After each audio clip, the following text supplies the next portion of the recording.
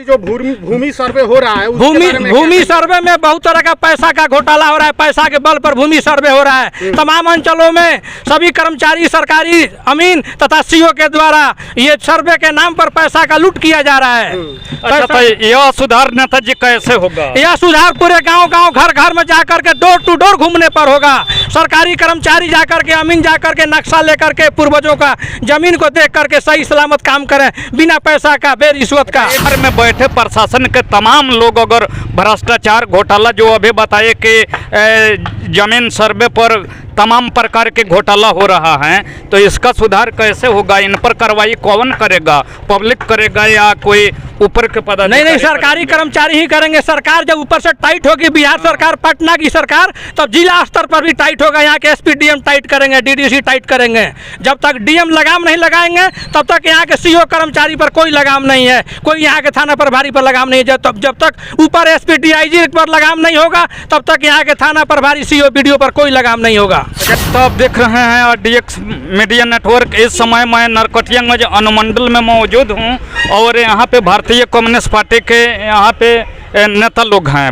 अब इनसे हम जानने के प्रयास कर रहे हैं कि भारत के प्रधानमंत्री श्री नरेंद्र मोदी जी का पुतला ये लोग नरकटियागंज अनुमंडल गेट पर दहन किए हैं। आखिर क्या कारण है कि बार बार नेताओं के द्वारा धरना और प्रदर्शन किया जाता है और किसी का पुतला फूंका जाता है?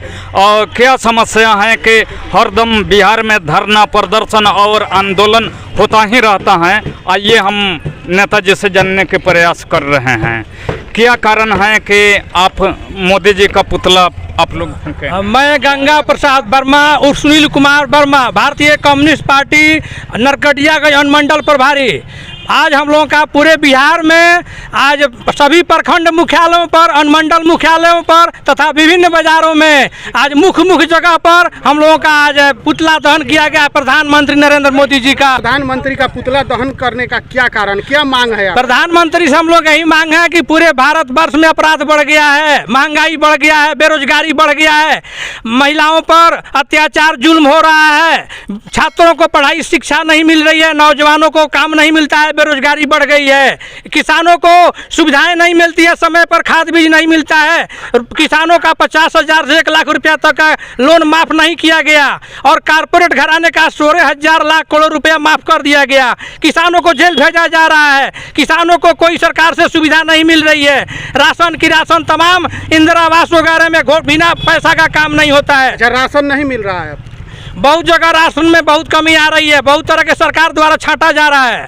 छटनी ग्रस्त हो रहा है, लोगों को तरह छटनी हो रहा है, तो तरह के कुछ न कुछ भेदभाव ला करके उसको छांटा जा रहा है। अच्छा, 12 महीना का 12 महीना राशन लोगों को मिलता है? 12 महीना का 12 महीना में 11 ही महीना मिलता है, उसमें भी घटतौली होता है, घटतौली होती है, घटतौली। सरकार के द्वारा तो कहा जा रहा है कि जो लोग छट रहे हैं वो राशन के लायक नहीं है, अमीर है।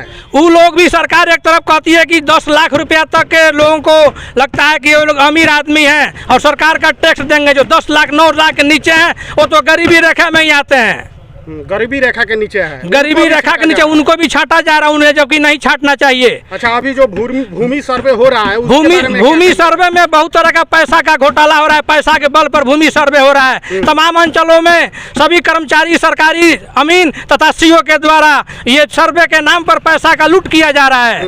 अच्छा, तो यह सुधार नेताजी कैसे होगा? यह सुधार पूरे गांव घर घर में जाकर के डोर टू डोर घूमने पर होगा।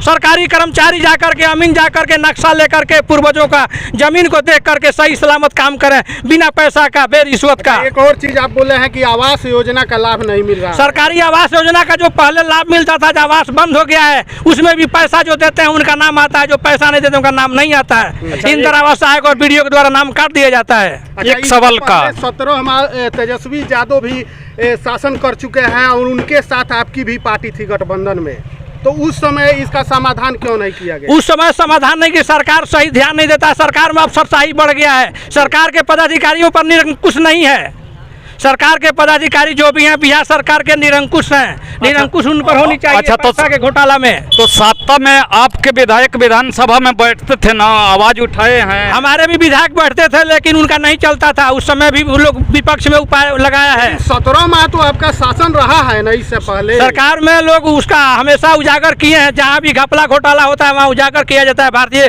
कम्युनिस्ट पार्टी के द्वारा। अच्छा, तो एक बात बताइए, इस समय या कभी भी पब्लिक से अगर कोई गलती होता है और पब्लिक में मारपीट दंगा फसाद झगड़ा लहड़ अगर होता है तो प्रशासन इसके लिए और सरकार कार्रवाई करने के लिए हैं और इन लोगों को सज़ा देने के लिए प्रशासन का सहारा लिया जाता है। और सरकार में बैठे प्रशासन के तमाम लोग अगर भ्रष्टाचार घोटाला जो अभी बताए कि जमीन सर्वे पर तमाम प्रकार के घोटाला हो रहा है, तो इसका सुधार कैसे होगा? इन पर कार्रवाई कौन करेगा?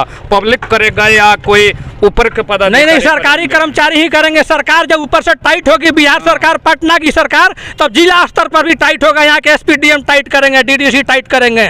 जब तक डीएम लगाम नहीं लगाएंगे तब तक यहाँ के सीओ कर्मचारी पर कोई लगाम नहीं है, कोई यहाँ के थाना प्रभारी पर लगाम नहीं है। जब तक ऊपर एसपी डीआईजी पर लगाम नहीं होगा तब तक यहाँ के थाना प्रभारी सीओ बीडीओ पर कोई लगाम नहीं होगा। अच्छा, तो इसके लिए तो यहाँ का राज्य सरकार ने जिम्मेवार है, तो फिर प्रधानमंत्री का पुतला? प्रधानमंत्री का पूरे देश का सवाल है। प्रधानमंत्री जी चाहते हैं तो पूरे राज्यों में इसकी समीक्षा करेंगे और उसका सही देख करके सही निदान करेंगे। चाहिए। आप क्या कहना चाहेंगे?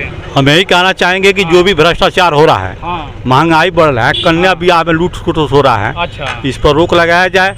मैं यही चाहूँगा सरकार से। तो क्या आप लोगों की आवाज उठाने से रोक लग जाएगा? नहीं, आवाज हम तो मांगे नहीं करेंगे जी। चाहेंगे कि पदाधिकारी जो है सुधार कर अपना काम करे और सरकार ऊपर अंकुश लगावे।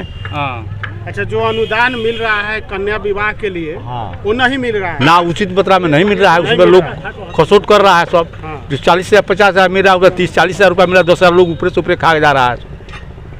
चलिए, इन लोगों की आवाज़ को हम सरकार तक पहुंचाने के प्रयास करेंगे और दिखाने का प्रयास करेंगे कि इन लोगों का क्या मांग रहा, क्या सवाल रहा और भारतीय प्रधानमंत्री श्री नरेंद्र मोदी जी का पुतला ये लोग क्यों नरकटियागंज अनुमंडल के गेट पर दहन किए, उस वीडियो को हम दिखाने का प्रयास करेंगे।